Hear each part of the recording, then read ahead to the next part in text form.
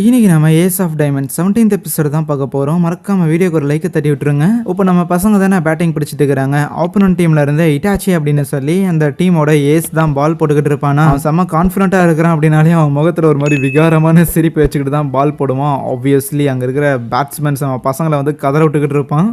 அடுத்தது 5வது இன்னிங்ஸுக்கும் திருப்பியும் சட்டோரோ தான் பால் போடுறதுக்காக வந்திருப்பானா. அப்போ கசியா சட்டோரோ கிட்ட ஃபாஸ்ட் பால் போடுறதுக்காக அந்த ஸ்டிச்சஸ்ல வந்து 2 விரலையும் வச்சிருந்திருப்பாங்கல்ல. ஸோ அப்படி போடாம 2 விரலுக்கு நடுவில் ஒரு ஃபோர்க் மாதிரி கையை வச்சுட்டு அந்த மாதிரி பாலை போட்டு ட்ரை பண்ணுங்கிற மாதிரி சொல்லியிருப்பான். ஒரு ஸ்பின் ட்ரை பண்ண சொல்லியிருப்பான். ஆனால் இப்போ என்ன பிரச்சனைனா அந்த மாதிரி பால் போடுறத இவன் ப்ராக்டிஸ் பண்ணியிருக்க மாட்டான். சட்டோரோ ப்ராக்டிஸ் பண்ணியிருக்க மாட்டான். இருந்தாலும் போட சொல்றானே அப்படின்னு சொல்லிட்டு அவனு போடுறதுக்காக போய் நின்னா. ஆப்போனன்ட்ல இருந்து பேட் பிடிக்கிறதுக்காக அந்த இட்டாச்சிங்கிற பையன் தான் வந்திருக்கான். அவனுக்கு பேஸ்பால் ஆடுறதுனாலே பயங்கர ஜாலி போல ஒரு மாதிரி சிரிச்சுக்கிட்டே தான் அந்த இடத்துல பேட் பிடிக்கிறதுக்காக வந்திருப்பானா. எப்படியும் பால் அடிச்சிடலாம் அப்படிங்கிற ஒரு நம்பிக்கையில தான் இருப்பான். இருந்தாலும் இந்த இட்டாச்சி எப்படி விளையாடுவாங்கிற விஷயம் நம்ம கசியாக்கு ஏற்கனவே தெரியும். ஆகையால் சிக்னல் கொடுப்பான். பாலை ஸ்லோவா போட சொல்லி சிக்னல் கொடுப்பானா. சரின்னு வேற வழி இல்லைன்னு சட்டோரோவும் மெதுவா பாலை போடும்போது என்ன பால் மெதுவா வருதுன்னா அந்த இட்டாச்சி அடிக்காமலே விட்டுருவான். முதல் ஸ்ட்ரைக் போயிருச்சு. என்னடா அவங்க ஆள் பால் மெதுவா போடுறான் அப்படிங்கிற மாதிரி இட்டாச்சி கசியா கிட்ட சண்டை போட்டுக்கிட்டு இருப்பானே. சாரி தலை அது இப்போ அது அப்படிதான் போட்டிருப்பான். அடுத்த தடவை கரெக்டா போட்டுருவான், நீங்க பார்த்து அடிச்சுங்க அப்படின்னு சொல்லி கிண்டல் பண்ணிட்டு இருப்பானா. சரின்னு அடுத்தது 2வது பால் போட வரும்போது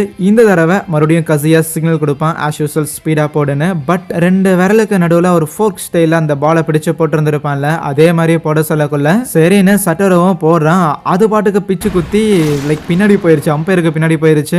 யாருமே இவன் இப்படி ஒரு பாலை போடும் அப்படின்னு சுத்தமா எதிர்பார்த்துருக்கவே மாட்டாங்க. இன்னும் சில பேர்லாம் இது வரைக்கும் கசியா கேச்சிங்ல நின்று ஒரு பாலை கூட விட்டதே கிடையாது, அவனே விட்டுருந்திருக்கானா அப்படின்னு ஆச்சரியப்படுறாங்க. கசியாக்கும் அதை பார்த்துட்டு அதிர்ச்சி தான். தேடா கொஞ்சம் ட்ரைனிங் எடுத்துருக்கணும் போலயே, இதை பிடிக்க முடியலையே அப்படின்னு நினைக்க என்ன மாதிரியான பால்டா இதுன்னு அந்த இட்டாச்சிக்கு லைட்டா கான்ஃபிடன்ஸ் பிரேக் ஆயிரும்.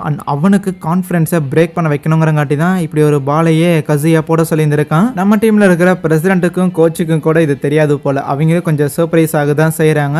அதே நேரத்தில் அவங்களால புரிஞ்சுக்கவும் முடியுது. கசியா எப்பவுமே பயங்கர திறமசாலியான ஒரு பிளேயர். எப்படிப்பட்ட பாலா இருந்தாலும் அதை பிடிச்சிருவான். ஆனா இப்போ இந்த இடத்துல அவன் பிடிக்க மிஸ் பண்ணியிருக்கானா. மேபி இந்த மாதிரி பால் போட்டு அவன் பிராக்டிஸ் பண்ணது இல்லை போல. ஸோ புதுசாக ஏதோ ஒன்று ட்ரை பண்ணியிருக்கானுங்க கேமுக்கு நடுவுலயே அப்படிங்கிற விஷயம் புரியுது. கிறிஸுக்கு ஒரே பெருமையா இருக்கும். பரவாயில்ல இந்த கசியா கேமுக்கு நடுவுலயே புது விஷயங்களை ட்ரை பண்ற அளவுக்கு ரொம்ப ஒரு தைரியசாலியான ஒருத்தனா இருக்கிறான். பிராக்டிஸ் மேட்சை எந்த அளவுக்கு யூட்டிலைஸ் பண்ணணுங்கிறத அவன்கிட்ட தான் கத்துக்கணுங்கிற மாதிரி நினைக்கிறான். ஏன்னா ஒரே மேட்ச்ல மற்ற டீம்மேட்ஸை நம்பி நம்ம ஏன் பால் போடணும், அப்பதான் நம்மளால அவுட் எடுக்க முடியுங்கிற விஷயத்தையும் சொல்லி கொடுத்துருக்கான். அதே நேரத்தில் புதுசான விஷயங்களை ட்ரை பண்ணி நம்மளை இம்ப்ரூவ் பண்ணிக்கிட்டே இருக்கணுங்கிற விஷயத்தையுமே சேர்த்து சொல்லி கொடுத்துருக்கான். அடுத்ததாக சட்டோரோ இன்னொரு பாலை போடுறான். அந்த ஒரு பால்ல கேட்ச் பிடிச்சு அவனை அவுட் பண்றாங்க.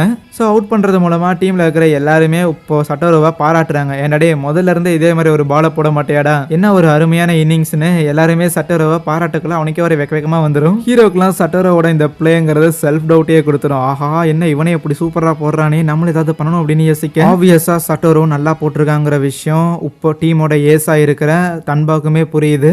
இருந்தாலும் டன்பா அப்படி ப்ரெஷர் ஆகுறது அந்த மியாயூச்சின்னு ஒரு பையன் இருப்பான்ல. ஸோ அவன் அப்படியே ஃபீல் பண்ணிட்டு டேய் நீ தான் டீமோட ஏஸ், இன்னைக்கு வேணா அது சட்டோரோவோட கேமா இருக்கலாம், ஆனா நாளைக்கு அப்பதான் உன் திறமையை உன்னால காட்ட முடியுங்கிற மாதிரி சொல்ல புரியுதுன்னு டன்பாவும் அமைதியாகிறான். ஸோ அதுக்கப்புறம் தொடர்ந்து மேட்ச் போயிட்டு இருக்கும்போது ஆப்போனட்டோட கோச்சுமே ரியலைஸ் பண்றாரு. ரைட்டு இப்போ எதுக்கு ஃபர்ஸ்ட் இயர்ல இருக்கிற ஒரு புது பையனை பிராக்டிஸ் மேட்சுக்காக ஆரம்பத்தில் இறக்கி விட்டாங்கிற விஷயம் இப்போ நம்ம பசங்க பேட் பண்ண வேண்டியதா இருக்கும். 5வது இன்னிங்ஸ்ல நம்ம பசங்க பேட் பண்றானுங்க அப்படின்னா 6வது இன்னிங்ஸ்ல இருந்து ஹீரோ தான் பால் போட்டாகணும். ஆகையால் இப்போ பேட் பண்றதுக்காக சட்டோரோவை இறக்கி விடுறாங்களா. அவன் உள்ள போனோடனே இட்டாச்சியோட பால்லயே அவன் ஹோம் ரன் அடிக்கிறான். என்னடா அவன் போட்ட பாலை என்னால் அடிக்க முடியல, ஆனா நான் போட்ட பால் அவன் ஹோம் ரன்ல அடிக்கிறானே அப்படின்னு சொல்லி இட்டாச்சி ஒரே வருத்தப்படும் போது அவன் டீம்ல இருக்கிற கோச்ல இருந்து பசங்கள்ல இருந்து இருக்கிற எல்லாருமே அந்த இட்டாச்சியை மோட்டிவேட் பண்றாங்க. கவலைப்படாதடா பையா, நீ எப்படி திறமசாலியா இருக்கிறியோ அதே மாதிரி மத்தவங்களுமே திறமசாலிகளா இருக்கிறாங்க, ஆனா அதுக்குன்னு உன் திறமை கம்மி கிடையாது, நீ பயங்கரமான ஆளுங்கிற மாதிரி தான் மோட்டிவேட் பண்ணிட்டு இருப்பாங்களா. இட்டாச்சியும் திருப்பி அப்படியே சாதாரணமாயிடும். ஓகே கேம்ல இந்த மாதிரி ரன் கொடுக்கறதெல்லாம் சாதாரணம் தான் அப்படின்னு நார்மல் ஆகும்போது அடுத்தது 6வது இன்னிங்ஸுக்கு ஹீரோ தான் பால் போட்டாகணும். ஆகையால் கொஞ்சம் வார்ம் அப் பண்ணலாம்னு சொல்லிட்டு கசியா ஹீரோவோட போஸ்டரை வந்து கொஞ்சம் அட்ஜஸ்ட் பண்ணிக்கிட்டு இருப்பான். இந்த இடத்துல எல்லாம் கொஞ்சம் மாத்திக்கிட்டீங்கன்னா ஓகே கரெக்டா இருக்குங்கிற மாதிரிலாம். அதுக்கப்புறம் 6வது இன்னிங்ஸும் ஆரம்பிக்குது.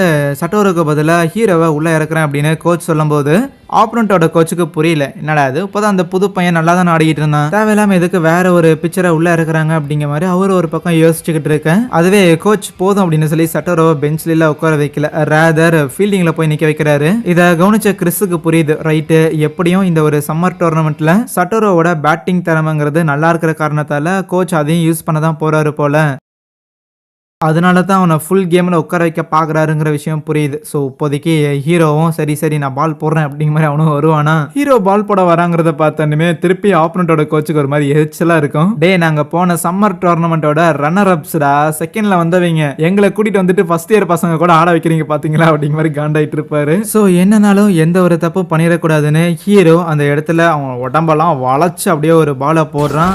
அது ஸ்ட்ரைக்காக தான் போய் முடியுது. ஆப்பனண்ட்டோட கோச்சில் மனசில் அந்த பேட்டரை திட்டிக்கிட்டு இருப்பாரு. ஏன்டா டே பால் அடிக்கிறத விட்டுட்டு ஏன்டா பறக்க பார்த்துட்டு இருக்கிறேன்னு. அதுவே அந்த பேட்டரோட மைண்ட் வாய்ஸ், ஆமா அந்த பால் எங்கிருந்து வந்துச்சுங்கிற மாதிரி பார்த்துட்டு இருப்பான். ஏன்னா அந்த பால் எப்படி வந்துச்சுன்னு அவனால பார்க்க முடியல. ஏன்னா ஹீரோட கையை அவனால ட்ராக் பண்ண முடியல. ஹீரோ ஃபிளெக்சிபிளா இருக்கிற காரணத்தால கையை முதுகுக்கு பின்னாடி கொண்டு போயிடுறான். எப்படி சூப்பரா போடுறான். நான் கசியா அப்படியே கோச்சோட முகத்தை பார்த்தா. ஆக்சுவலி நேற்று நைட்டு கோச்சை மீட் பண்ணி பேசும்போது கோச் நேற்று நைட்டே சொல்லியிருந்திருப்பாரு, நாளைக்கு மேட்ச் ஃபுல்லாவுமே நீ தான் கேச்சரா இருக்க போற. ஹீரோவோட பொட்டன்ஷியலை வெளியில கொண்டு வரக்காகவும் பிளஸ் ஹீரோ இந்த ஒரு பிராக்டிஸ் மேட்ச்ல எப்படி பெர்ஃபார்ம் பண்றாங்கறத பொறுத்து தான் அவனை டோர்னமெண்ட்ல ஆட வைக்கலாமா வேணாமா அப்படிங்கிற அந்த ஒரு முடிவை எடுக்க போறாங்க. எப்படியும் சட்டோரோ டோர்னமெண்ட்ல ஆட தான் போறான். பவுலிங் இல்லைனாலும் பேட்டிங் அவன் நல்லா தான் பண்றான். ஆனா ஹீரோ செலக்ட் ஆக போறானா இல்லையா அப்படிங்கறது அவன் இந்த 4 இன்னிங்ஸ்ல போட போற பாலை பொறுத்து தான். அடுத்தது ரெண்டாவதா இன்னொரு பாலை போடுறானா, அந்த பாலை பேட்டர் அடிச்சிடறான். இருந்தாலும் பேட்டில் சரியா படலையோ அப்படிங்கிற மாதிரி தான் பேட்டருக்கு உணர்வு இருந்தாலும் ஸ்டில் எதிர்பார்த்த மாதிரி ஃபீல்டர் கிட்ட போகல. ரேதர் கொஞ்சம் டைம் கிடைச்சிருச்சு. அதுக்குள்ள அவங்க ரன் ஓடிடுறாங்க. என்ன கேட்ச் விழுந்திருக்கும் நான் எதிர்பார்த்தேன், ஏன் உழுகல அப்படின்னு சொல்லி ஹீரோக்கு ஒரு டவுட் இருந்தா கசியாக்கு புரியுது.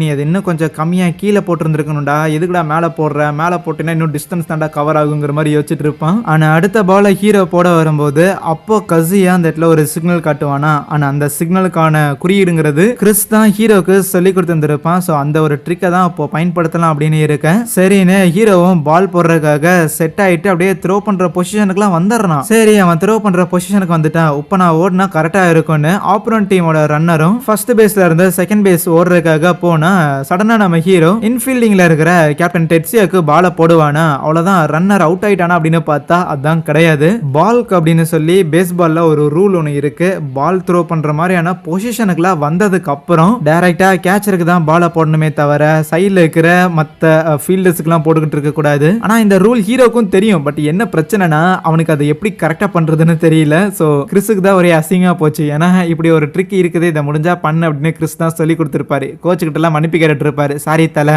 ஹீரோ பையன் ஒரு ஸ்லோ லேர்னர், அதனால சொல்லி கொடுத்தா அவனுக்கு கத்துக்கிறதுக்கு கொஞ்ச நாள் ஆகுங்கிற மாதிரி. இருந்தாலும் கவலைப்படாம கசியா சரி அடுத்த ஒரு பாலை போடுற அப்படின்னு சொல்லி கையை வச்சிருந்திருக்க. சரின்னு ஹீரோ பாலையும் போடுறான். அன்பார்ச்சுனேட்லி இப்போ வந்த பேட்டரால ஹீரோவோட பாலை பார்க்க முடியல. ஏன்னா அவன் இப்போதான் ஃபர்ஸ்ட் டைம் ஹீரோவோட பாலை கன்ஃபரண்ட் பண்றான். என்ன கை எங்கேயோ இருந்து வருது, நான் எப்படி பாலை கண்டுபிடிக்கிறதுங்கிற மாதிரி அவன் கொஞ்சம் திணறிடுறான். ஆனா அப்படி திணறினவன் அடுத்த பால் வரும்போது அதை ஈஸியாவே அடிச்சுட்டு அங்க ரன்னையுமே ஸ்கோர் பண்ணிடுறாங்க. ஆனா ஃபீல்டிங்ல இருக்கிற யாருமே ஹீரோவை ப்ரெஷர் பண்ணல. நீ ஸ்ட்ரைக் அவுட் தான் பண்ணுங்கிற அவசியம் கிடையாது, அவன் அடிக்கிற மாதிரியே பாலை போட்டேனாலும் ஃபைன், நாங்க பிடிக்கிறதுக்கு இங்க எப்பவுமே தயாரா இருக்கிறோங்கிற மாதிரி ஹீரோக்கு நம்பிக்கை கொடுக்குறாங்க. சரின்னு ஹீரோ அடுத்த பாலை போடுறதுக்காக தயாரா இருந்தா அங்க சைட்ல பேஸ்ல ரன்னர்ஸ் எல்லாம் நிப்பானுங்கல்ல, அவனுக்கு எல்லாருமே ரன் எடுக்கிறதுக்கு ஓடுறதுக்கு தயாராகவே இருப்பானுங்களா.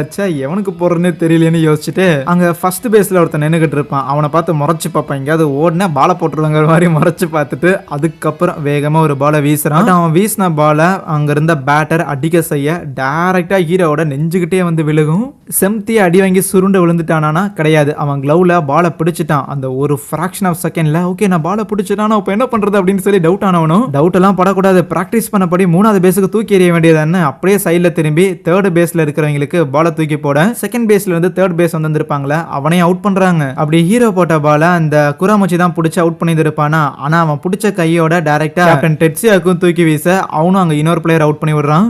ஒரே கல்லில் 2 மாங்கங்கிற மாதிரி ஒரே பால்ல அந்த இடத்துல 2 பிளேயர்ஸ் அவுட் எடுக்க யாராலையுமே அதை நம்ப முடியாது. இருந்தாலும் கசியாக்குல ஒரு மாதிரி ஜாலியா இருக்கும். இந்த புது பையன் சட்டோரோவையும் ஹீரோவையும் ட்ரெயின் பண்றதே ஒரு மாதிரி ஜாலியா இருக்குதுப்பா அப்படின்னு நினைச்சுக்கிட்டு இருக்க. அங்கே இந்த ஒரு எபிசோடையும் முடிக்கிறாங்க. So thank you.